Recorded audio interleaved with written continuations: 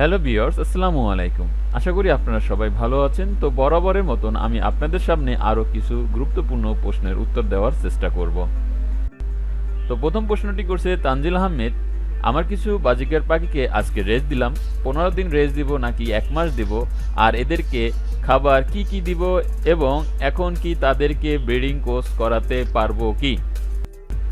একবার ব্রিডিং করার পরে কমপক্ষে পাখিকে 3 মাস রেস্ট দিতে হবে, কারণ রেস্টের কোনো বিকল্প নেই।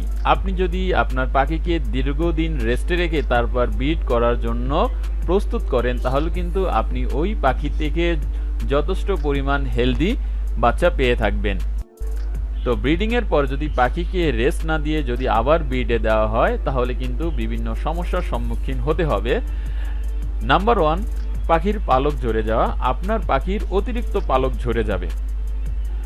দ্বিতীয়ত, এগ বাইন্ডিং। আপনি যদি পাখিকে বিশ্রাম না দিয়ে শুধুমাত্র ডিম এবং বাচ্চা পাওয়ার জন্য বারবার ব্রিডে দেন, তাহলে কিন্তু এর এগ বাইন্ডিং হতে পারে, যেটা কিন্তু পরিণাম ভয়াবহ। এগ বাইন্ডিং হলে কিন্তু আপনার পাখি মারা যেতে পারে। তৃতীয়ত যে বিষয়টি হলো, সেটি হলো যে আপনার যে বেবি আসবে পাখি থেকে, সেই বেবিগুলো কিন্তু আপনার স্বাস্থ্যবান হবে না, অনেক ক্ষেত্রে বিকলাঙ্গ হতে পারে।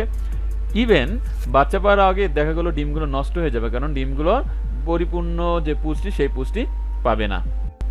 এরপর ফাহিম আহমেদ প্রশ্ন করেছেন, আমার পাখি ঠান্ডা লেগেছে, সাদা পায়খানা করছে, অ্যাক্টিভিটি কম, খাবার কম খায়, এখন কি করব? প্রথমত, আপনার পাখি যদি ঠান্ডা লেগে থাকে তাহলে কিন্তু আপনার বিশেষ কিছু ব্যবস্থা অবলম্বন করতে হবে। আপনার পাখিকে মেডিসিন দিতে হবে, সেটা আপনি প্রাকৃতিক মেডিসিন দিতে পারেন অথবা রাসায়নিক মেডিসিন দিতে পারেন। তো পাখির ঠান্ডা লাগলে কি করতে হবে এই বিষয়ে একটি ভিডিও আমার চ্যানেলে আছে, দয়া করে আপনি এই ভিডিওটি আমার চ্যানেল থেকে দেখে নেবেন। হোপ আপনি যথাযথ উপকৃত হবেন।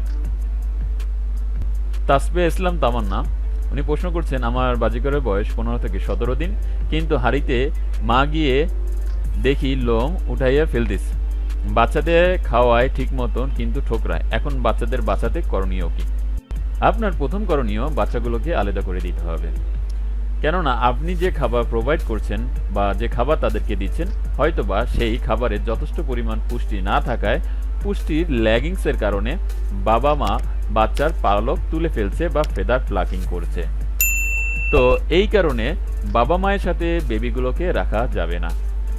তো আপনাকে কি করতে হবে? আপনাকে বাচ্চাগুলোকে সরিয়ে তাদের তাপের ব্যবস্থা করতে হবে, দেন হ্যান্ড ফিডিং করাতে হবে।